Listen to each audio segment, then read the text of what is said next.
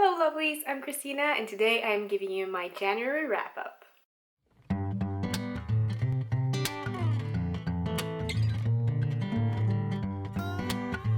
So in January, I listened to 2 audiobooks, I read 2 Norwegian books and 2 English books. And I'm not going to feature the 2 Norwegian books here, but if you are one of my Norwegian followers, you can go over to my Norwegian channel and there will be a what I read sort of wrap-up video there as well where I talk about these books. Let's jump right into it. I'm going to start up with the actual novels that I read. The first one is a short story. It is another one of the 12 Doctors, 12 Stories books. The Roots of Evil by Philip Reeve. This one was the story so far that I've enjoyed the most. I gave this a 5 out of 5 stars. It was just so fantastically Whovian and I can't wait to continue on with this box set. Then I read 11/22/63 by Stephen King. This is a chunker of a book. It took me long to read, even though I know it's a chunk and I expected to use a little more time reading this than a lot of other books, but it took me a lot more time than I thought it would. But I will do a full review of this. It will be up in a couple of days. Keep your eyes up for that one. It's coming soon. But this is the story about Jake Epping. He lives in Aspen Falls and his friend Al runs a diner there. In the back of the storage room of this diner there is a portal, or a time travel portal that goes back to Derry in 1958, and every time you go into this storage room or back in time, you go to the same place in the same time.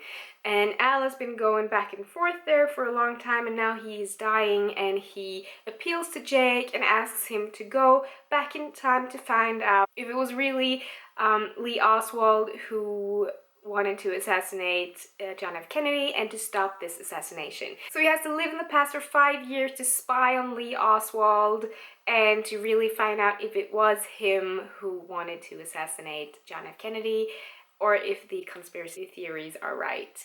And of course he falls in love with a woman and things get complicated. It is a slow-boiling, very character-driven story, so it's not like full-on excitement and thrilling all the time, but it's really interesting and it was never boring.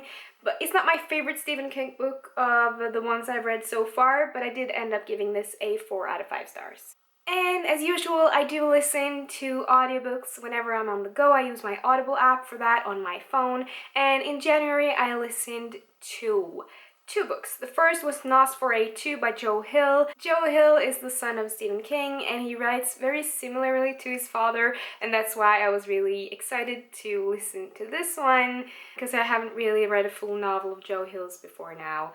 And I'm really glad that Nos4A2 was the first one I got to because I just love this. It is the story of Vic. Vic has this very special ability to be wherever she needs to be to find a certain thing she's looking for, if it's a lost bracelet, a lost pet, anything like that. And one day Vic goes out looking for trouble and she finds Charlie Manx.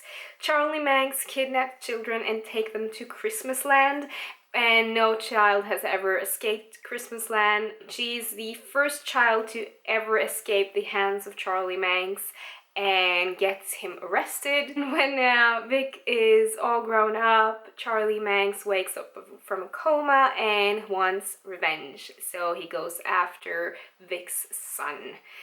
This was one creepy, amazing story. I loved it so much. I will do a full review of that one too. That will be up probably next week, and I'm really excited to talk more about this book. I ended up giving it a 5 out of 5 stars. The last book that I listened to in January was The Art of Asking. It is by Amanda Palmer. She is a rock artist and just an amazing person. I had no idea who Amanda Palmer was before I listened to this audiobook. I've just seen the book around BookTube a lot and people have been recommending it as a very inspiring book, and I am so glad that I actually picked this up because this was a life changer for me. The way that Amanda Palmer talks about eye contact, about letting people help and not being afraid to ask, and just letting life be life and enjoy the moments. It really hit me right in the heart, and I enjoyed it so very much. I've gotten my best friend to listen to the book now, and I'm very excited to hear what she thinks about it when she's done. But I think this is a must read for any kind of artist. I think this is the perfect book to kind of get you back on track and really see what it is that your art is trying to portray and trying to say about you. I'm so glad I discovered both Amanda Palmer as a writer and as a musician, because I love her music now that I finally had the time to listen to it, and so it was a win-win for me, and I highly recommend that one as well. I ended up giving that a 5 out of 5 stars. So there's not much of a stack to hold up here. There's 2 books and a phone. But I'm pretty happy about what I got to in the month of January. January was really hectic for me and with work and life and everything, but I'm just very pleased with the books that I got to. I was very happy about all of them. It was quality books, and I do want to go for quality over quantity, so I'm happy about it. I totally forgot to show you my new iPhone cover because I just need to. Look at that.